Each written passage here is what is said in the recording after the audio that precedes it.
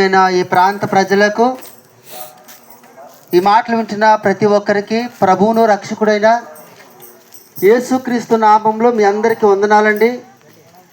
ప్రియ దేవుని బిడ్డలారా, మీకు ఒక శుభవార్త చెప్పాలని వచ్చాం. ఏంటి ఆ శుభవార్త అంటే, బైబిల్ ఎలా చెప్తుంది? దేవుడు లోకమును ఎంతో ప్రేమించెను. గమనించండి, దేవుడు ఈ లోకాన్ని ఎంతో ప్రేమించాడు. లోకమంటే మట్టి కాదోయ్, లోకమంటే మనుషులో అని కవి గారు చెప్పినట్లు లోకాన్ని ప్రేమించాడంటే ఈ లోకంలో ఉన్న చెట్లను, సముద్రాలను, పర్వతాలను కాదు, ఈ లోకంలో ఉన్న సజీవులమై ఉన్న మనుషులమైన మనందరినీ దేవుడు ప్రేమించాడు. కారణం ఏంటంటే, మనిషి దేవుని స్వరూపమందు దేవుని పోలికన చేయబడ్డాడు కనుక దేవుడు మనం ఎంతో ప్రేమించాడు. అవును బిడ్డలారా, ప్రేమించి తన ప్రియ కుమారుని లోకానికి పంపించారు. ఆయనే ప్రభు యేసుక్రీస్తు వారు. గమనించండి, యేసు ప్రభు పుట్టుక కన్యా మరియ గర్భం ద్వారా ఈ లోకానికి వచ్చారు. ఆయన పుట్టుకలో పాపం లేదు. ఈ లోకంలో 33.5 సంవత్సరాలు ప్రభువారు జీవించారు.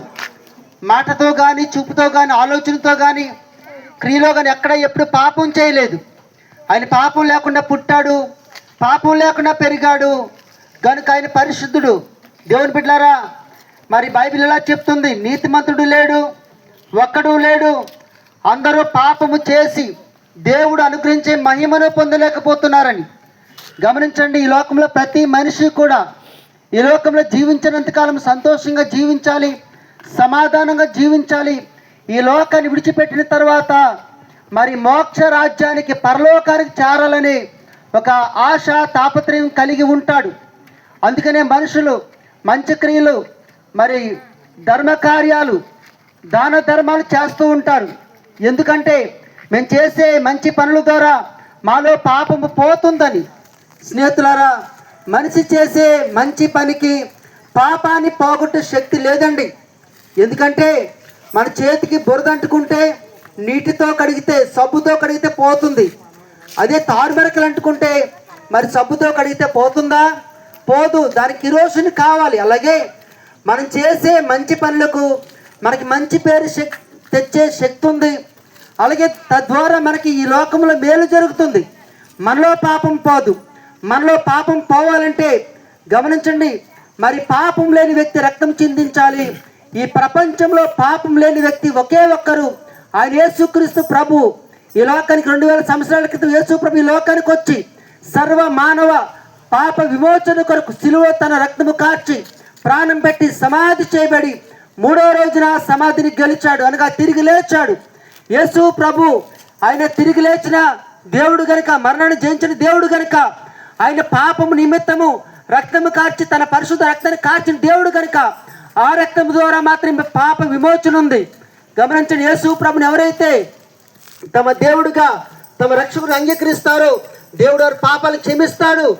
గమనించండి, మేము అందరం కూడా యేసు ప్రభుని మా దేవుడికి అంగీకరించాము, మా పాపాలు ప్రభు దగ్గర ఒప్పుకున్నాం కనుక ప్రభు మా పాపాలు క్షమించాడు.